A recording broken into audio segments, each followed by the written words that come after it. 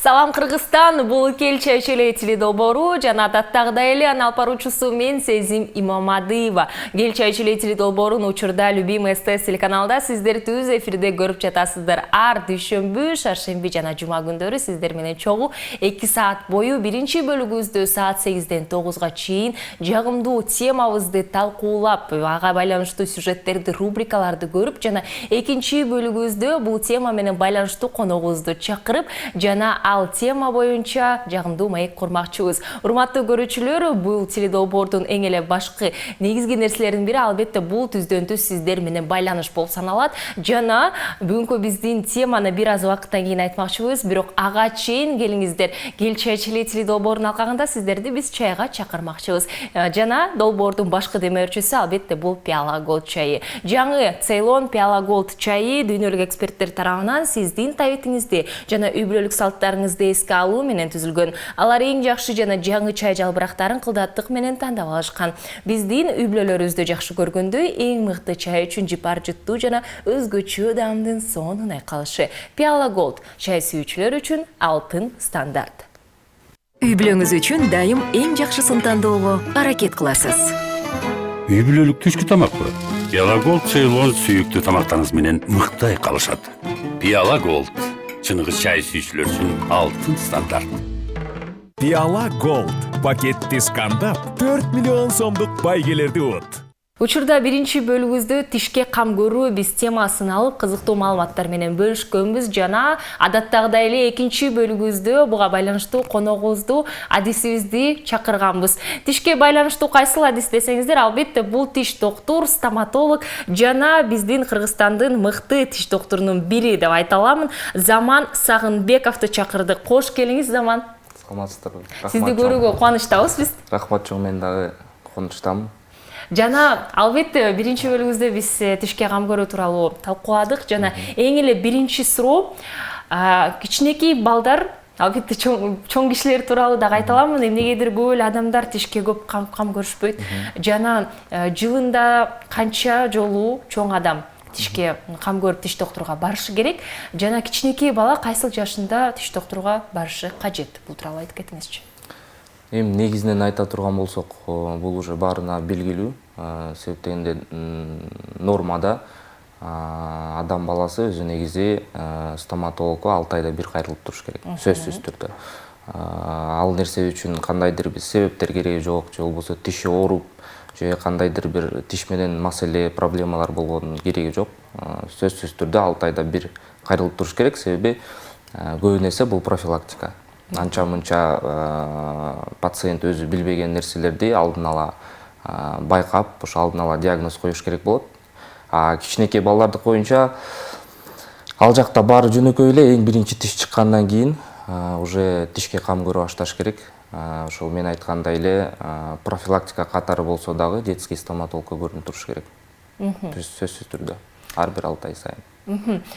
Биринчи тиш чыкканда эле кам көрүш керек дедиңиз. Биринчи тиш чыкканда эле кичинекей баланын тишин тазалап башташ керек ошондо. Ооба, албетте. Биринчи тиш чыкканда бул баягы чоң адамдардыкындай кылып тиш жуй турган щеткалар менен эмес, өзүнүн атайын ушу сүт тиштерге, кичинекей ымыркайларга атайын чыгарылган гигиеналык каражаттар бар, напальчик деп коет орусча айтканда. Ошол нерселер менен биринчи очередь тазалап башташ керек. Тилекке каршы бизде Кыргызстанда, Бишкекте андай нерсе көп практикада кездеше бербейт, бирок Европа же башка мамлекеттерде ала турган болсок, ал жакта ошол балада биринчи сүт тиши чыккандан баштап эле уже тишке кам көрө башташат да. Медицинада айтылгандай эле оорунун өзүн дарылаганга караганда профилактика биринчи орунда туруш керек да. Чоң рахмат жообузга. Жана биз телекөрүүчүлөргө айта кетели, урматтуу көрүүчүлөр, эгерде сиздерде өздүк кызыктуу суроолор бар болсо, Заман мырзага берсеңиздер болот. WhatsApp аркылуу 0508 400 100 номуруна шашылыңыздар. Мындайча айтканда, биз онлайн консультация дагы алууга мүмкүнчүлүк бар деп айта аламын. Жана дагы бир суроо узаткым келип жатат. Учурда кыргызстандыктар кайсыл көйгөйлөр менен көбүрөөк сизге кайрылышат? Бул кариеспи, же болбосо акыл тишпи, же жөн гана ошол сиз айткандай алдын алуу профилактикабы? Биринчиден стоматолог кесиби өзү негизи өзүнүн ичинен дагы ар тараптуу бөлүнүп, направлениялар бар. Стоматолог детский, взрослый, чоң адамдарды кабыл ала турган, балдарды кабыл ала турган, ортодонттор бар, ортопедтер бар, хирургтар бар. Ошон үчүн баягы ар бир специалисттин өзүнө кайрылганына жараша сураса туура болуш керек. Анан көбүн эсе практика көрсөткөндөй, жогоруда айтып кеткендей, профилактикага өтө начар мамиле. Себеп дегенде көбүн эсе кариес жана ошо кариестин өрчүп кеткен стадиялар, осложнениялар менен кайрылышат. Ошол эле өрчүп кеткен стадиясына жараша ал пациентти терапевт кабыл алабы, мүмкүн ал тиш жарабай калса, жугушка туура келсе хирург алабы, уже ал жагы ошол уже кечигип келген пациенттин уже клиникалык картинасына жараша болот да жумушчу. Бирок профилактика жагы аксайт. Эмнегедир кыргыздар биз өнөкөт ооруга жеткирип, же болбосо тишибиз аябай ооруп, ушул нервге чейин жеткиче анан кайрылып баштайбыз. Ошондуктан урматтуу көрүүчүлөр, келиңиздер профилактика жаатына да алдын ала Заман мырзага сиздер дагы кайрылсаңыздар болот. Жана учурда мен ойлоп жатамын, заманбап өспүрүм балдар дагы аябай өзгөчө ушундай саркеч катары кабыл алган брекет тууралуу сүйлөшкүм келип жатат. Эмнегедир көпчүлүк адамдар учурда заманбап талапка брекеттерди дагы кийүүдө. Жана сиз брекеттерди коесузбу биринчи кезекте? Азыркы учурда жок. Койбойсуз. Азыркы учурда ортодонтия менен алектенбейм, бирок кандай деп ойлойсуз? Керекпи брекеттер? Биринчи очередь баягы медицинада негизи показания болуш керек. Ошол нерсеге көрсөтмө болуш керек. Жөн эле кооздук үчүн же ошол келген пациенттин өзүнүн каалоосу үчүн эч убакта брекет коюлбайт. Брекет система деген бул ортодонтиянын бир бөлүгү. Ортодонтия это не только брекети да, брекет жөнүндө эмес. Анан эгер көрсөтмөлөр бар болсо, прикус жаактын кандай тиштеп, кандай проблемалар бар экени баягы билинсе, сөзсүз түрдө бул нерсеге эч кандай каршы көрсөтмө, противопоказание деген нерсе жок.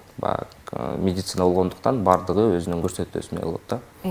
Мода деген азыр эми ар бир 3-4 там адамдарда оозунда брекет болсо, бизге азыр көрүнүш адат болуп калды да. Брекет норма деп. Бирок бир адамдан көрүп, мен дагы брекет кийгим келип атат деген нерсе бул сөзсүз туура эмес. Себеп дегенде обязательно биринчи очередь ортодонтко барыш керек, консультация алыш керек. Анан ошол ортодонттун эгер чыныгы жакшы адис болсо, ошол ортодонт түшүндүрүп берет. Эмне себептен керек, кандай дарылоо болот, же болбосо эмне себептен кереги жок, и башка проблеманы кандай жолдору бар чече турган. Түшүнүктүү. Жана айта кетиңизчи, мен ушундай маалыматка ээ болгонмун да, сиздин ой пикириңиз кызыктуу болуп жатат. Биз кыргызстандыктар көпчүлүк менин жакын адамдарым брекеттерди болжол менен 2-3 жыл тагынышат, андан кийин чечишет.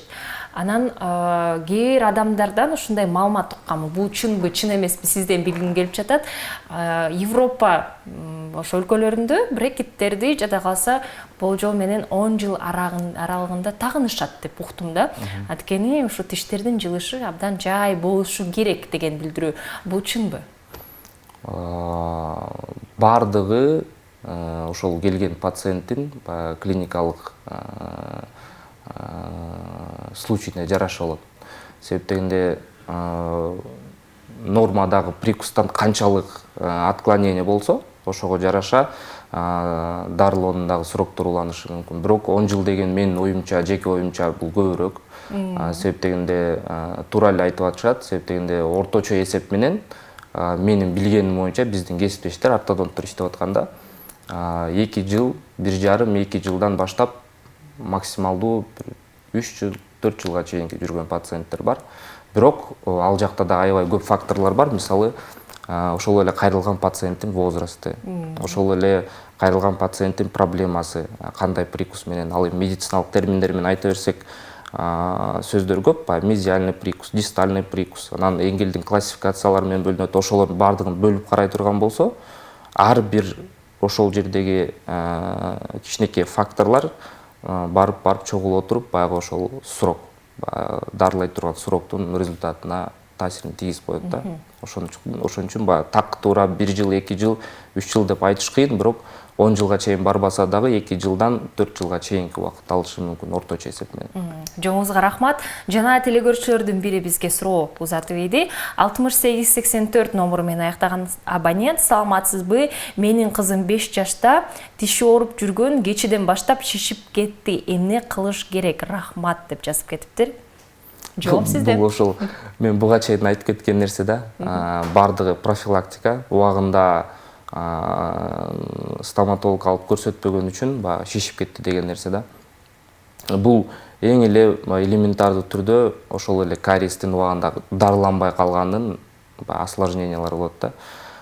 5 жаш болсо бул сүт тиш, бирок анысына карабай специалисттерге кайрылыш керек. Биринчи баягы жашаган жериңизден поликлиникада стоматолог барып кайрылыңыз. Эгер ошол жерде поликлиникада детский стоматолог аткара албай турган жумуш болсо, андан нары направление менен бара турган жерлер бар. Көбүнчө шишип кеткен учурларда, мен практикаман айтайын, шишип кеткен учурларда көбүнчө эне жана баланы коргоо улуттук борборунда бет жаа хирургиясы бар. Ошол жака көбүн эсе келишет направление менен эсептегенде. Бул түздөн түз ошол суроо берип жаткан ата энесинин өзүнүн күнөөсү. Себептегенде кичинекей бала баягы канчалык бул нерсе баалуу экенин түшүнбөйт да. Ошон үчүн ата энеси жана мен айткандай биринчи тиши чыккандан баштап балага баягы тишти жууганды эмес, өзү тишин жууп, өзү кандай гигиеналык нерселерди кылып атса тишине болгон, ошол нерсени балага көрсөтүп үйрөтүш керек да. Анан бизде болот баягы ата энеси өзүнүн тишин карабай туруп, анан соответственно баласы тоже ушундай проблемный учурлар болуп калат. Чындыгында аябай жакшы сөздөрдү айтып кеттиңиз. Буга чейин биз дагы биринчи бөлүгүбүздө көпчүлүк изилдөөчүлөр, тиш доктурлар баланын тиши ата энеден көз каранды деп айтат экен да. Сиз ошол албетте бул баланы карагандан тышкары эне ошо кош бойлуулук убакытта эле эгерде өзүнүн тиштери жакшы болсо, өзүнүн ден соолугу жакшы болсо, түздөн түз ошол ичиндеги балага дагы аябай таасир этет экен. Албетте. Жана айта кетиңизчи, буга чейин айтып кеттиңиз, ошо бул сүт тиштери деп, жана көпчүлүк ата энелер эмнегедир сүт тиштерди жулдуруп салса болот, анткени анын ордуна кайра башка тиш өсөт да деген ой пикир менен тиш доктурларга барып жулдуруп салат экен. Бул туурабы?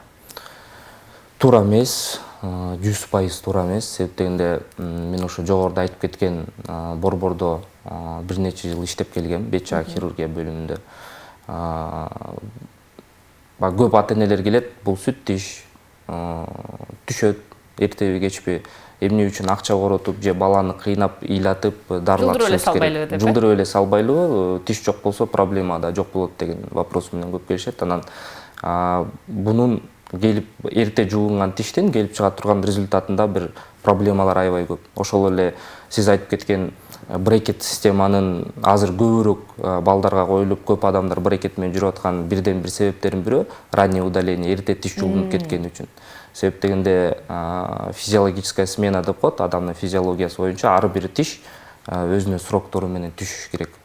Мисалы, ушул эле 5 жаштагы кыздын тиши ооруп аткан болсо, азуу тиш болсо, мисалы 9-10 жашына чейин тура турган тиштерин 5 жашта жулдуруп салат да, жөнөкөй сөз менен айтканда. Демек, бала дагы 4-5 жыл азуу тиши жок жүрөт. Ошол убакта жаакта ар кандай өзгөрүүлөр болуп кетиши мүмкүн. Жаактын өзүнүн өсүшүнөн баштап, ошол эле прикустун баягы туура калыптанышына чейин. То есть бардыгы бири-бирине аябай тыгыз байланыштуу да. Ошон үчүн туура эмес, баягы дарылатпайбыз деген нерсе. 100% туура эмес. Рахмат жообузга. Жана урматтуу көрүүчүлөр, учурда биз тишке кам көрүү темасын талкуулап, жана Заман мырзаны, тиш доктургу биздин эфирибизге чакырганбыз. Жана билдирүүңүздөрдү көрүүдөбүз. Мындан да кызыктуу суроолорду сиздерден күтүүдөбүз. 0508 400 100 номуруна WhatsApp аркылуу өздүк байланыштуу маселелериңизди, албетте тиш менен байланыштуу бизге жөнөтсөңүздөр болот. Жана бир аз убакыттан кийин биз сөз түрдө сиздердин билдирүүңүздөргө өтөбүз. Урматтуу көрүүчүлөр, Кел теледолбору Любимый СТС телеканалында учурда түз эфирде ар дүйшөмбү, шаршемби, жума күндөрү бизди түз эфирде көрө аласыздар. Таңкы саат 8-ден 10-го чейин. Биз болсо бир аз убакыттан кийин сиздердин билдирүүңүздөргө өтөбүз. Бизден эч алыстабаңыздар. Бир аз тыныгуудан кийин эфирибизди улантабыз.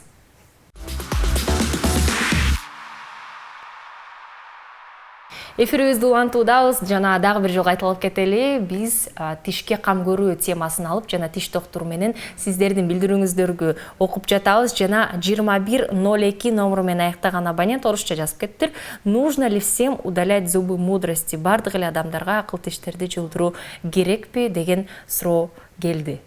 Жана бул суроону албетте биздин адисибиз жооп бермекчи. Урматтуу көрүүчүлөр, бизге 0508 400 100 номуруна жазыңыздар. Билдирүүңүздөрдү сөзсүз түрдө укмакчыбыз. Жана биз сөзсүз түрдө биздин башкы демөөрчүбүз тууралуу билдирип кетели. Учурда Пиала Голд чайын ичип биз темабызды талкуулап жатабыз. Жаңы Пиала Голд Ceylon дүйнөлүк эксперттер тарабынан сиздин табитиңизди жана үй бүлөлүк салттарыңызды эске алуу менен түзүлгөн. Алар эң жакшы жана жаңы чай жалбырактарын кылдаттык менен тандап алышкан. Биздин үй бүлөлөрүбүздү жакшы көргөндөй эң мыкты чай үчүн жыпар жыттуу жана өзгөчө даамдын сонун айкалышы. Пиала Голд чай сүйүүчүлөр үчүн алтын стандарт. Үй бүлөңүз үчүн дайым эң жакшысын тандоого аракет кыласыз. Үй бүлөлүк түшкү тамакпы? Пиала Голд Ceylon сүйүктүү тамактарыңыз менен мыкты айкалышат. Пиала Голд чыныгы чай сүйүүчүлөр үчүн алтын стандарт.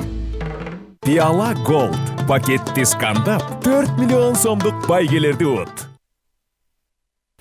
Эмесе дароо билдирүүбүзгө өтөлү. 2102 номер менен аяктаган абонент акыл тиштер тууралуу айтып кетти. Мен ойлойм, учурда көпчүлүк адамдардын көйгөйлөрүнүн бири. Ооба, туура. Ар бир үчүнчү болбосо да ар бир экинчи адам акыл азуулар боюнча азыр аябай тез кайрылып турушат. Азыр эле эфирдин сыртында да сүйлөшүп аттык элек акыл азуу боюнча. Акыл азуунун жула турган өзүнүн показаниялери бар. Жана мен айткандай эле медицинада в целом өзүнүн показаниясы болуш керек, противопоказаниясы болуш керек. Көптөр айтышат, акыл азуу деген баягы азыр уже кереги жок, ал тиштерден только проблемалар болот, ошондуктан жулдуруп эле салса жакшы эмеспи депчи. Ошондуктан мен айтат элем показаниясы менен, себеп дегенде кайсыл учурларда акыл азууду калтырып койсо болот, жулбай. Акжевание деген бар. Баягы тамак аш чайнап жатканда үстүңкү жаактын болобу, астыңкы жаактын болобу акыл азуулары в акте жевания, если участвует, тамак аш чайнап жатканда туура чыккан болсо, түз чыккан болсо, тамак аш чайнап жатканда өзүнүн жумушун аткарып аткан болсо, ал акыл азууну жулбай эле дарылатып, башка тиштерге мамиле кылгандай эле сактап койсо болот.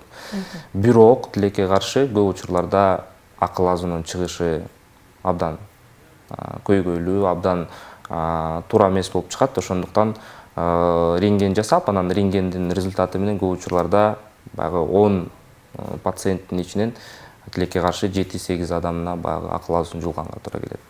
Эмнегедир көпчүлүк адамдар айтып кетишет, 15-20 жыл мурун бардык эле тиштерге орун бар болчу, азыр болсо ошол эле акыл тишке орун жок деп. Албетте бул заманбап балким талаптарга жараша биз азык-түлүктөрдү жегенден жараша болуш ыктымал да, туурабы? Албетте, бул жаактын өсүшүнө жана ошол жаактын размеринен, тиштердин размерине көбүнчө баягы бири-бирине байланыштуу болуп калат да. Көп учурда азыркы статистика менен баягы мурунку биз көрүнүп калган 32 тиш эмес, 28 тиш деп айтылат. Себеп дегенде акыл азууларды эсептешпейт көп учурлардачы. Себептеринин бири силер айтып кеткендей эле жумшак тамак, рафинированная пища деп коет. Ошол нерседен улам баягы жаак жеткиликтүү деңгээлде өспөй калган болушу мүмкүн. Анан дагы бир башка нерсеси бар, баягы азыркы адамдар биз майдаланып баратпайбызбы? Ошого дагы жараша да. Себеп дегенде учурда дагы деле пациенттер бар, жаактын өсүшү, өзүнүн баягы денеси бардыгы баягы массивдүү болсо, ал адамдарда көбүнесе акыл азуунун баягы нехватка места дегенде орун жетишпей, баягы туура эмес чыгып кетти деген проблемалар азыраак кездешет. Түздөн түз байланыш бар. Тамак аш менен. 8646 номеру менен аяктаган абонент, саламатсызбы? Менин балам 2 жашта, алдыңкы 2 тишин жулдурдук, дагы 2 тишин дарылоо кылыш керек дейт. Наркоз берип, наркоз 2 жолу алды. Балам, наркоз канчалык зыян балага? Тиши карангандын кантип дарыласа болот? Жулдурбай жаш балдардын 1-2 жаштагы. Келиңиз биринчи суроого жооп узатып кетели. Албетте бул медицина тилинде седакция деп коет, наркоз түрүндө. Жана бул мен ойлоймун, жалпы Кыргызстанда гана эмес, дүйнө жүзүндө ошол бир маселелердин бири.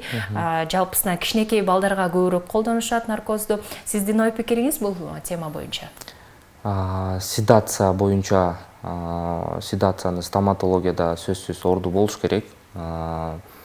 Себеп көп эле учурларда бул бир гана кичинекей баланын баягы ыйлап же отуруп бербей коюш үчүн эмес, өзүнүн медициналык көрсөтмөлөрү бар. Себеп дегенде кээ бир балдар бар, неврологический ар кандай проблемалар болуп калат, учетто тургандар бар.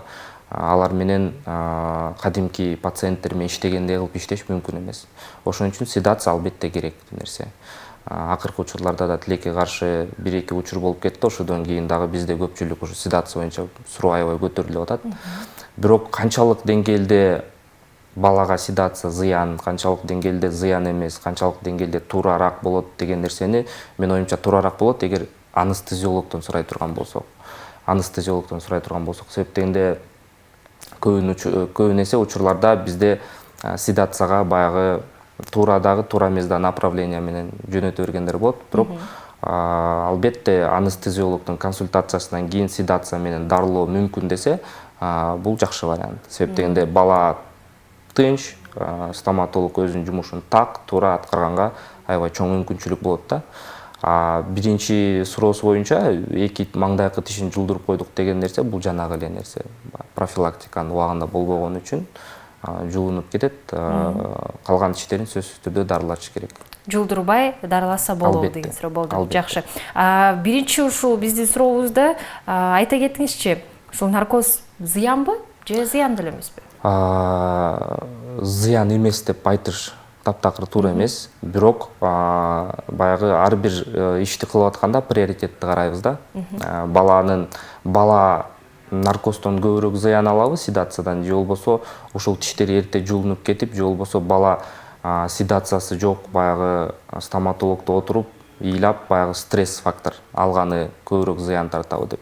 Албетте эгер мынтип салыштыра турган болсок, седация туурараак болот. Себеп дегенде седациянын колдонуп жаткан препараттарына байланыштуу кээ бирөөсү бар токсичность көбүрөөк, кээ бирлери бар токсичность азыраак. Себеп ошол токсичность жагы азыраак препараттар колдонула турган болсо, бул албетте жакшы нерсе седация. Зыяны бар, бирок мен айтат элем, азыркы учурда медицина өнүгүп атканда баягы зыяны максималдуу түрдө баягы азайтылган препараттар бар, аларды колдонсо болот.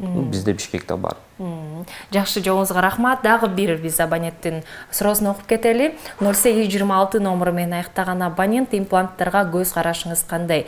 Импланттар кантип орнотулат деген суроо берди. Импланттарга көз карашым түз. Себеп дегенде менин эле жеке оюм эмес, мен менен бүттүк эле баягы менин коллегаларым, кесиптештерим макул болсо керек. Себеп дегенде азыр чоң адамдардын жулунган тишин кайра калыбына келтирүү, мындайча айтканда восстановление кыла тургандын эң эле бирден бир жакшы жолу бул имплант. Анан баягы имплантка коюуга мүмкүнчүлүк болбой калса, кандайдыр бир себептер менен анан барып башка түрлөрүнө өтсө болот. Имплант азыркы учурда жакшы. Айта кетиңизчи, мен кошумчалап кетейин, импланттар менен өмүр бою жүрсө болобу ошондо? Же аларды алмаштырып туруш керекпи? Статистика көрсөткөндөй булар баягы өмүр бою турат деп көрсөтүлбөйт. Булар бир нече жылга чейин жакшы туруп берет деген баягы өзүнүн ошол производитель, имплантты чыгарган производительдердин үстүнөн гарантиялар бар. Бирок статистика көрсөткөндөй көп эле пациенттер имплант менен өмүр бою эле жүрүшөт. Даже кээ бир учурлар болуп калат, имплантты удаление кылыш керек деген. Ошол учурларда да имплантты удаление кылыш өзү тескерисинче проблемалыраак болуп калат. Себеп дегенде бул медицинанын баягы жогорку бир технологиялар менен жасалып аткан нерсе болгон үчүн сөөгкө баягы максималдуу түрдө бекем отура турган нерсе да. Ошондуктан имплант койдуртканда баягы бир нече жылдан кийин алмаштырабыз, же болбосо бир нече жылдан кийин чөт деген нерсе жок. Бул нерсе көп учурда пациенттин өзүнүн гигиенасына жараша болот. Ошол имплантты коюп берген специалисттин баягы опытына жараша болот. Көп факторлор бар, бирок жакшы коюлган учурда, эгер пациент өзү жакшы гигиенасы туура деңгээлде карай турган болсо, имплант өмүр бойга чейин турат. Жоңузга рахмат, урматтуу көрүүчүлөр. Учурда биздин Кыргызстандын мыкты тиш доктурларынын бири менен Заман Сагынбеков менен тишке кам көрүү тууралуу талкуулап жатабыз. Жана сиздерде дагы суроолорду берүүгө мүмкүнчүлүгү бар. Мен дагы бир телекөрүүчүнүн суроосун окуп кетейин. 8446 номуру менен аяктаган абонент: саламатсызбы? Балам 3 жаш, үстүңкү 4 тиши карайып, тиши калбай калды. Эмне кылсам болот? Аларды алдырыш керекпи? Экинчиси, жашы 7 жаштан өтүп жатат. Болгону 2 тиши түштү, бул нормабы? Рахмат дейт. Биринчи суроо, ошо үстүңкү 4 тиши карайып, тиши калбай калды. Эмне кылсак болот? Аларды алдырыш керекпи деген суроо. Бул да тилекке каршы статистика боюнча эң эле көп учурда кездеше турган проблемный случайлар да. Именно маңдайкы тиштер. Эгер мүлкүндө, дёсналарында свищевой вход деп коет, же болбосо выход деп коет. Эгер мүлкүндө эч кандай өзгөрүүлөр болбосо, эгер ата-энеси ошо мүлкүндө эч кандай бир ириң же башка нерселердин чыгып атканын байкабаса, анда стоматологко сөз алып барып, детский стоматолог менен бул тиштерди жок дегенде 6-7 жашка чейин сактап тура турган аракетин көрүш керек да. Бирок рентген тартып, же болбосо оозунун ичинде жана мен айткандай мүлкүндө свищ пайда болуп калган болсо, то есть ириңдеп аткан процесстер башталып калган болсо, анда баягы жулунуп кетиши ыктымал. Маңдайкы 4 тиши. Бул жакшы нерсе эмес. Бул жакшы нерсе эмес, бирок эмне үчүн жулунуп кетиши мүмкүн? Себеп дегенде сүт тиштин жайгашкан сүт тиштин үстүндө дайыма кийин ордуна чыга турган постоянный тиштер болот. Ошол постоянный тиштердин түйүлдүктөрүнө баягы ириң туура эмес таасир берип коюшу мүмкүн. Ошон үчүн баягы келечекте чыга турган тишинин сактап калыш үчүн проблема болуп аткан сүт тишти жулганга туура келип калат. Экинчи суроого бир аз убакыттан кийин сөзсүз түрдө биз телекөрүүчүгө жооп беребиз. Урматтуу көрүүчүлөр, өздүк суроолорду 0508 400 100 номуруна жазганга шашылыңыздар. Биз болсо бир аз тыныгуудан кийин эфирибизди улантабыз. Бизден эч алыстабай туруңуздар.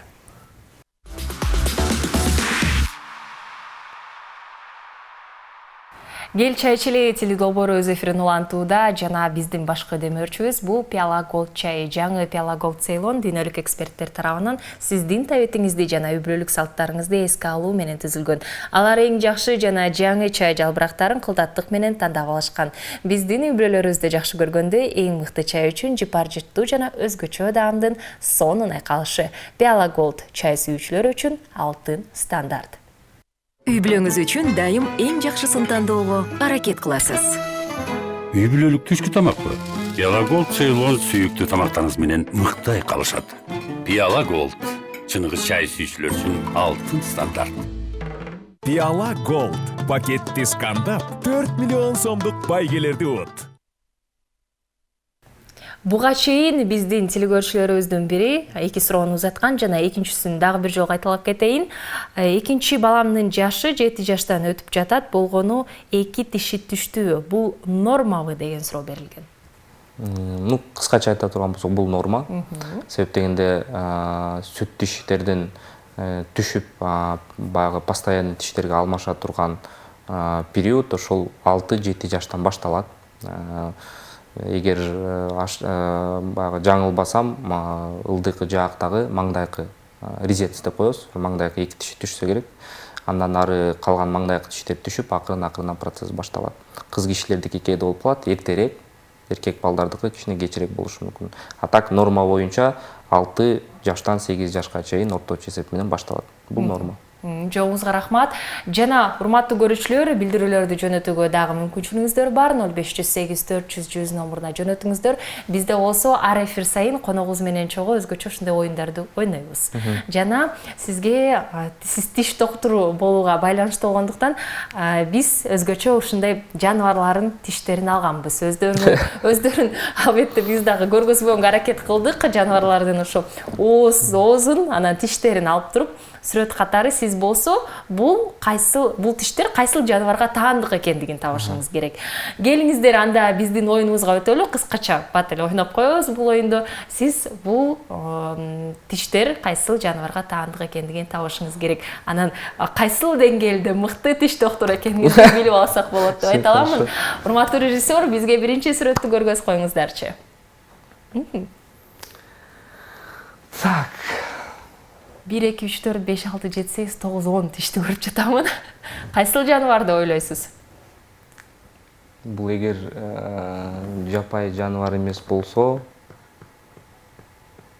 Ар кандай жаныбарлар болушу мүмкүн? Үй жаныбарлар дагы, жапайы жаныбарлар дагы. Кимге окшош турат? мүмкүн уй. Мен Уй деп ойлоп жатасыз. А эгерде жапайы жаныбар болсочу? Носорог может. Жакын келдиңиз. Бул бегемот. Бизге көргөз коюңуздар. Бегемоттун тиши жада калса бул жакта жардамчылар тазалаганга келишиптир. Кийинки сүрөтүбүзгө назар салалы. Аябай кызыктуу сүрөттөрдүн бири. Так. Акула может. Акула эмес. Суда жүрө турган жаныбарларбы? Суда жүрө турган жаныбарлардын бири. Кээ бир учурларда жерге дагы чыгышы ыктымал. Мен ойлойм, бул тиш доктурга гана эмес, ар бир бул жаныбарга таандык адамга да биле алат болуш керек. Болжол деп айтып көрүңүз, кайсыл жаныбарга таандык экендигин. Крокодил. Крокодил эмес. Да, биз эми стоматолог болгондон кийин адамдардын тишин эле билет экенбиз. Мен жардам берейин. Эң эле жай жаныбарлардын бири бул Эң эле жай жаныбарлардын бири. ташбакабы? Ташбака. Байкасаңыздар, бул тиштер ташбакага таандык. Ташбаканын ошо ооз көңдөй кандай экендигин эми билип алдык деп айта аламын. Кийинки жаныбарга назар салалы. Жылкы, ат. Дагы кимди ойлойсуз? Жакын келдиңиз. Эшек болушу мүмкүн. Жок. Түстөрдү байкаңыз. Кайсыл түстөрдү көрүп жатасыз? Кайсыл түстөрдү? Түстөрдү байкасаңыз, бул жаныбарды таба аласыз. Так. Бирок жылкыга туш келдиңиз. Жылкынын тиштерине да окшош экен деп айта аламын. Үй жаныбарлары болсо тилкелери керек. бар жаныбар бул ким? Зебра. Ооба, бул зебранын тиштери. Кийинки биздин сүрөткө назар салалы. Так. Бул анча мынча тишин жакшы карабаган адамдарды гана деле окшош көрөт. Жакшы карабаган жаныбарлардын бири, тиштерине жакшы кам көрбөйт экен. Буга чейин айтып кеттиңиз? Кой жаныбары мүмкүн. Жок, буга чейин зебраны ким деп айтып кеттиңиз? Жылкыбы? Жылкынын тиши. Мындай дагы тиштерге туш болот экен. Кийинки биздин сүрөтүбүзгө назар салалы. Кандай көрөсүз? Бул грызундар окшойт, Ошондой десек болот. Чычкандын тиши го дейм. Жок. Секүмдүү жаныбарлардын бири. Секиргенди жакшы көрөт. Секиргенди? Ооба, секирип жүрөт. Кенгурубу? Жок. Тиштерди байкаңыз, Заман мырза. Белка. Жок. Так. Өзгөчө карышкырдан ким качып жүрөт? Карышкырдан койон. Секирип. Койон, албетте, бул койондун тиштери. Дагы сүрөттөрүбүз калды экен, байкап көрөлү. Так, бул эми менин Бул үй оюмча, жаныбары. да, иттин тиши го дейм. Иттин тиши эмес, бирок жакын келдиңиз. Мышык. Мышыктын тиштери, албетте. Эмесе акыркы жаныбарды байкап көрөлү. Так, ушул иттин тиши го дейм. Ооба, бул иттин тиши. Азаматсыз кол чабуулар оюнубузду аяктадык. Жана албетте бүгүнкү биздин темабыз тишке кам көрүү болуп жатат да. Жана бизге кеңеш берип кеттиңиз. Буга чейин маалыматтарга байкасак, көптөгөн изилдөөчүлөр, тиш доктурлар эмнегедир тиш щеткасы менен пастасы жетишсиз деп айтып кетишет тишке кам көрүүгө. Сиздин ушул кеңештериңиз бизге кызыктуу болуп жатат. Кеңештерим эң эле жөнөкөй. Күнүнө 2 маал эртең менен кечинде тишти жууш керек. Көбүн эсе эртең мененки эмес, кечки жатарда тиш жууган бөлүккө көбүрөөк көңүл буруш керек. тиш жуй турган щетка жана пасталар боюнча айта турган болсок, көп пациенттер кетирип аткан каталар бул тиш жуй турган щетканы ар бир 2-3 айда алмаштырып турбагандыгы. Себептен тиш жуй турган щеткаларда өз ара бөлүнөт, баягы катуу, жумшак, орточо деп. Ошону өзүнүн тишине тууралап алыш керек. Тиш жуй турган пасталар боюнча токтоло турган болсок, бир паста жакшы же бири жаман деп айтпайм, себептен составка караш керек. Өзүнүн составында биздин эмальдарга чындап эле зыяны бар эмелер бар да, курамындачы. Анан жетишиз деген боюнча мен ойлойм, жетишиз себептегенде көп пациенттер баягы жиптер болот, межзубные нити, флоссы деп коет.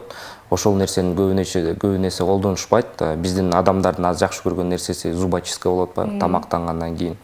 Ал нерсенин чындыгында зыян, ошондуктан ошол зубочистканын ордуна флоссы, зубная нитти колдонсо болот.